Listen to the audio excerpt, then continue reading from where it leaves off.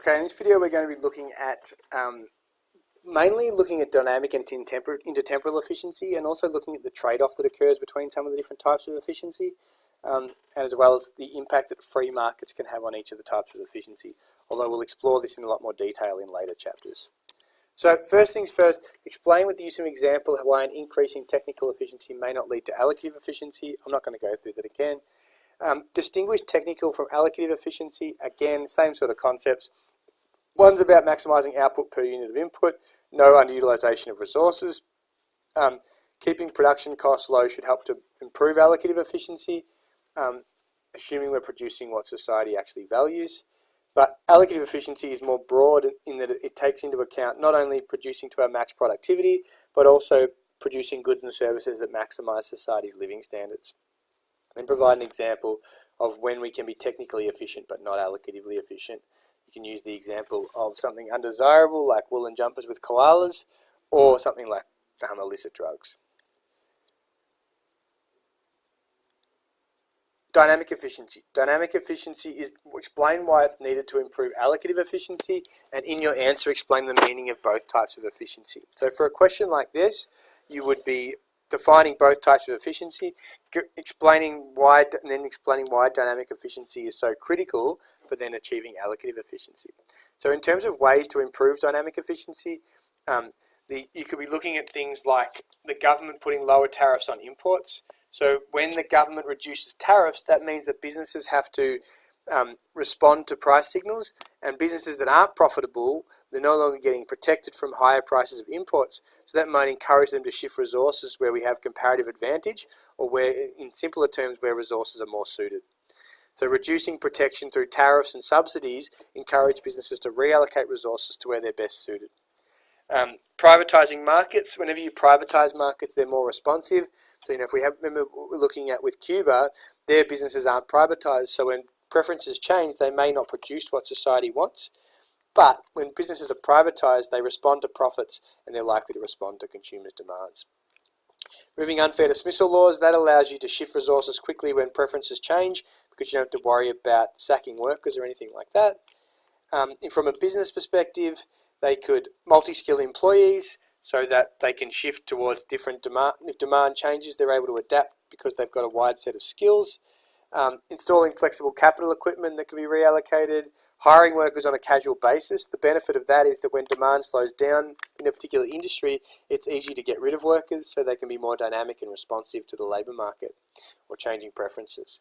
In terms of technical efficiency, ways that we can improve technical efficiency is pay people based on performance, so like enterprise bargaining agreements, rather than them just getting a set wage every week. Lower tariffs, removing unfair dismissal laws will again encourage people to work harder because there's more chance that they'll get sacked. Lowering tariffs on imports, again, is a good policy because it will lead to more competition.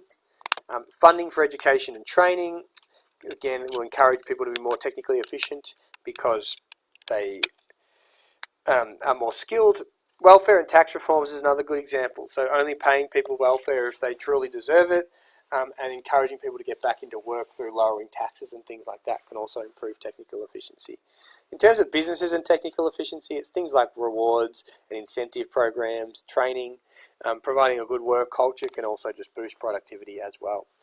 In relation to the last question, so explain the links between dynamic and allocative efficiency. So you define both concepts, you explain the link. So dynamic efficiency is important because it allows us to quickly shift resources to where they are demanded to help maximise society's welfare or living standards. That therefore leads to increased allocative efficiency. And then provide an example. The best way to do these questions is through the use of an example. So in the mining industry, for example, the higher profits available in the mining industry because there was strong overseas demand, that encouraged businesses to quickly shift resources into mining to maximise allocative efficiency. The quicker we do this, the quicker we're able to respond to consumers' needs and maximise our living standards and maximise incomes. Okay, so dynamic efficiency ensures that resources are quickly shifted to areas of demand. Provide an example. So if there's more demand for small cars, it's about how quickly we can reallocate resources to small cars. This can be improved through multi-skilling employees, removing unfair dismissal laws. And then if there's an increased demand for something, we can quickly produce what society wants. So if there's an increased demand for grapes, for example, if resources are mobile, they can quickly shift into the production of grapes. And lastly, ways to improve intertemporal efficiency. So that's about the future. That can include installing solar panels, research and development grants into clean energy, compulsory superannuation, because intertemporal efficiency is also about saving for the future and balancing between spending and savings. So anything related to encouraging people to save also helps. The carbon tax, because it's related to improving the environment, and any tax concessions for savings as well. There can be trade-offs between the different types of efficiency. So, for example, technical and intertemporal efficiency can have a trade-off. So if we were to increase output per unit of input, that may occur because we're got better machinery, and that can come at the expense of the environment, for example. So if we get better machinery that's going to extract oil or coal or other natural resources faster, a good example would be just having a better quality chainsaw or something like that, or better quality machinery that allows us to cut down trees. It's good for technical efficiency because it boosts productivity, but it's bad for intertemporal efficiency because it can lead to deforestation, or it can lead to increased climate change if it's related to coal and things like that. Carbon tax helps improve intertemporal efficiency, so this is on the opposite side, but can hurt businesses' cost of production and their ability to produce, which can have a negative impact on technical efficiency. So something like a carbon tax that targets intertemporal efficiency comes at the expense then of technical efficiency. In terms of compatibility between technical, allocative and intertemporal efficiency, they can be worked together.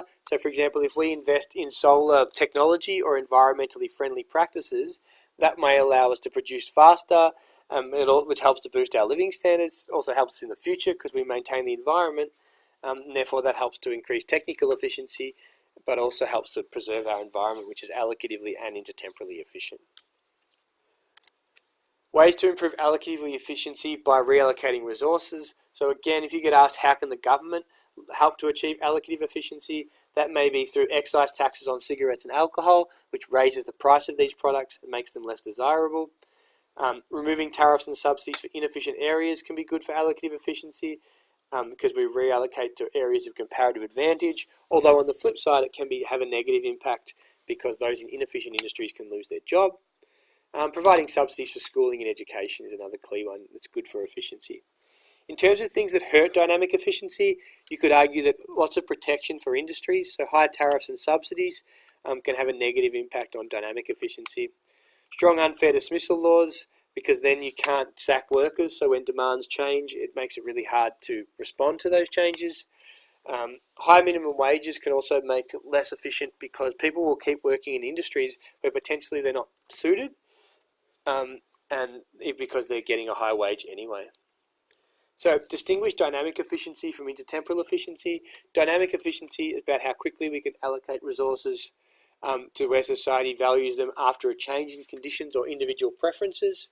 So this can come about through being more creative or innovative, adapting to latest technology, upgrading workers' skills, and trying to maximise the mobility of firms so they can quickly respond to individuals' changing preferences and maximise utility. Intertemporal efficiency is about looking after not only the current but conserving future resources. So that includes in looking after the environment, looking after people's savings. A firm can be dynamically efficient by responding to price signals. For example, in the mining industry, due to strong overseas demand, we shifted resources into mining, but that may be actually bad for intertemporal efficiency because it results in us digging up more resources, which hurts intertemporal efficiency.